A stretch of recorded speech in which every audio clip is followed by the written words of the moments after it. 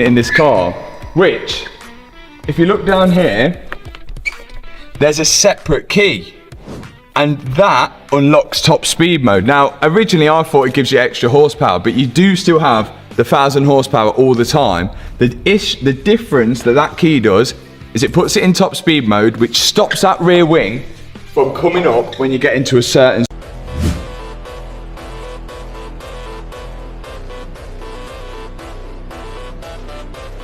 Bugatti was scared that the value of their brand, particularly the Veyron, would be cheapened by Matt Armstrong achieving full speed by using key fob's clone and fabricated by an independent entity outside their control. That's why they blocked Matt Armstrong from doing that, despite him doing every other thing right. We've got dips from P1 auto keys, and I'm hoping he can make me a speed key. Now the speed key from Bugatti looks really fancy, and it even comes in this special box. To replace it, Bugatti wouldn't give us a price, but there's rumors that it's over $10,000. The moment an independent locksmith successfully cloned and fabricated a working speed key, the mystique started to crack. Because if Matt could unlock top speed mode without Bugatti's involvement, it raised a dangerous question. How much of Bugatti's exclusivity is genuine engineering, and how much of it depends on owners believing only Bugatti can provide the solution? Matt had done everything right throughout the rebuild, but this was the one thing Bugatti seemingly didn't want him proving publicly. Haven't you asked yourself the same question? Why was it at the very last step? Nothing scares a brand watching someone expose a mystery to the public. Matt did that with the Chiron, exposing some many shared parts with cheap family sedans. Now he wanted to do the same with a key fob, which is cheap to clone. Before now, if want to do top speed, you go to Bugatti and make an order for speed key within their own monopoly, they control everything, even charge you heavy price for attempting the impossible. So I think that's why they got nervous. I mean mate Rimac and everyone at Bugatti. Not when Matt rebuilt the suspension. Not when he sourced impossible parts. Not when he got the Veyron running again. It happened when he turned his attention to the speed key. Because the speed key represents something much bigger than a piece of metal. It's part of the mythology surrounding the Bugatti brand. They risked losing control of a story they had spent years carefully protecting. Not because Matt Armstrong rebuilt a Bugatti Veyron. Not because he sourced parts they didn't want him to find. Not because he proved some of their repair costs were wildly inflated. Their real mistake was allowing millions of people to watch the entire process. Because now something is happening that luxury manufacturers fear more than a crashed hypercar.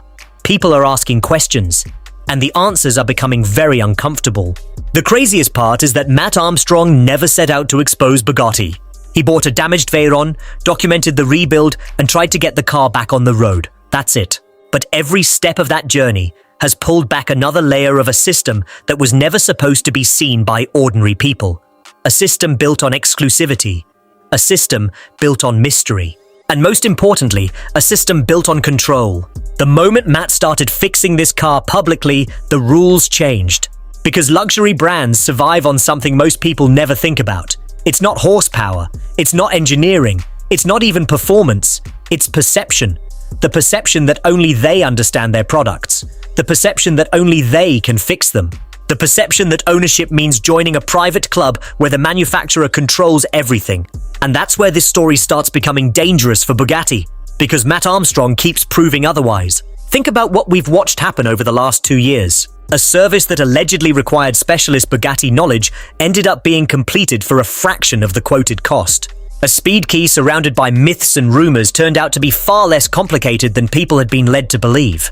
Parts that supposedly couldn't be sourced suddenly appeared through research, persistence, and contacts. Faults that looked impossible were solved one by one. Roadblock after roadblock, obstacle after obstacle. And every single time Matt found a way around them. But here's where it gets interesting. The more successful the rebuild became, the bigger the problem became for Bugatti, because every victory created a new question. If Matt can do this, why can't others?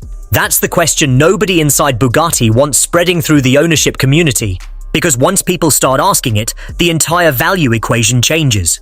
And this isn't just a Bugatti problem. It's happening everywhere. Luxury watches, luxury fashion, luxury electronics, luxury cars. More and more brands are trying to control what happens after you've already paid for the product. You can buy it.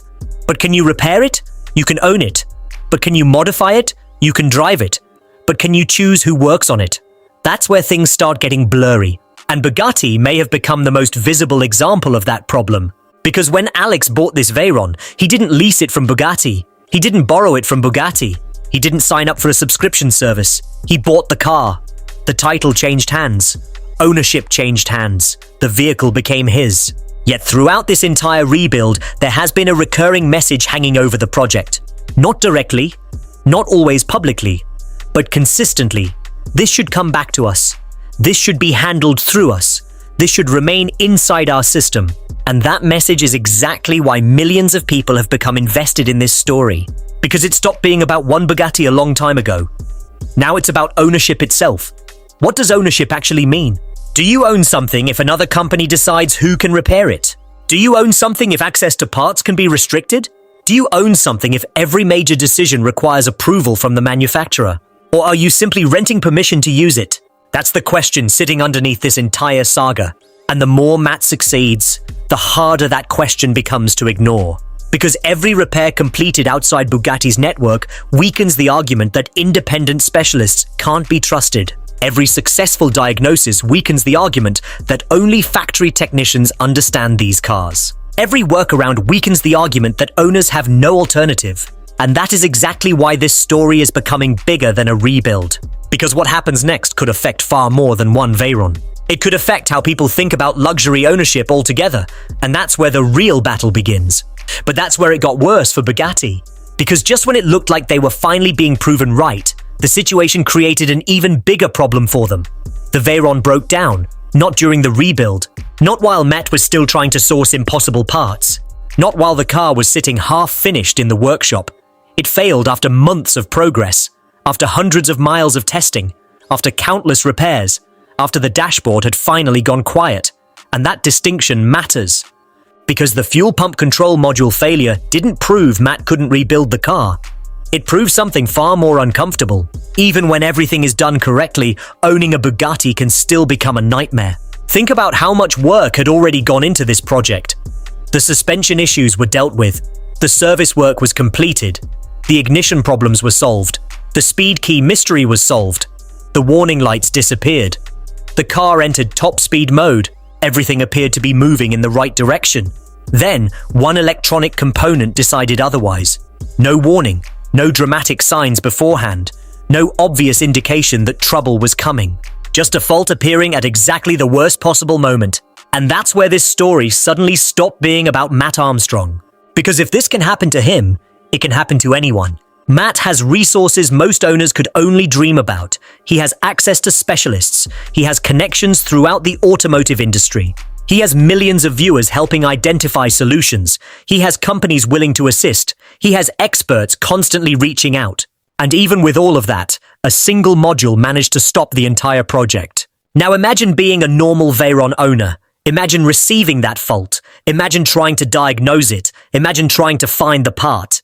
Imagine being told the solution involves transporting the car hundreds of miles to an approved location. Imagine being handed a bill before the diagnosis has even started. That is the reality many owners quietly face. And that's why this situation is becoming increasingly dangerous for Bugatti's reputation. Because Matt isn't exposing rebuild difficulties anymore. He's exposing ownership difficulties.